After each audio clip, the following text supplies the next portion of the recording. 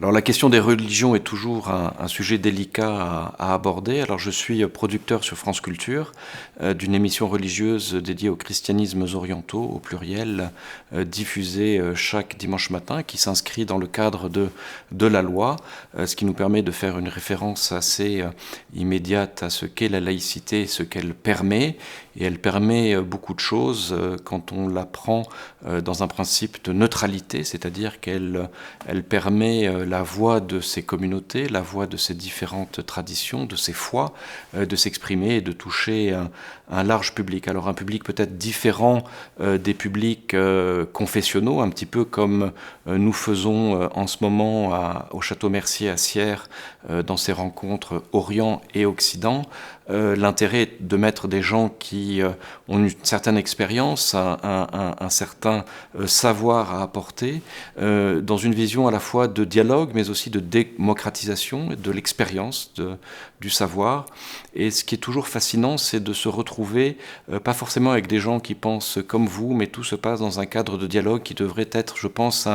un modèle pour à la fois modérer, pour à la fois écouter, pour à la fois participer à ces débats, de parler de différentes religions, surtout quand elles ont lien avec la politique, l'identité. Est-ce que nous parlons de religion ou est-ce que nous parlons d'identité religieuse, et quelles en sont les conséquences politiques? On parle souvent de manipulation du fait religieux, et je pense personnellement c'est ce qui est en train de se passer, c'est-à-dire que d'un côté, la nature ayant horreur du vide, on remplit l'espace qui est laissé par la baisse de la pratique religieuse dans nos sociétés, en Occident mais aussi en Orient. Des statistiques très sérieuses montrent qu'il y a une baisse de la pratique religieuse en Iran, qui est une république théologique, en Turquie aussi, alors qui est une république laïque définie ainsi, mais où la voix religieuse est portée par certains pouvoirs politiques pour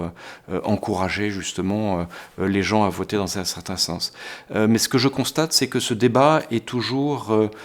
positionné par rapport à qui nous sommes pour aborder ces difficultés, et parfois il faudrait en sortir, c'est-à-dire qu'il faudrait rester dans le débat, c'est-à-dire dans cette rencontre au-delà de nos propres identités.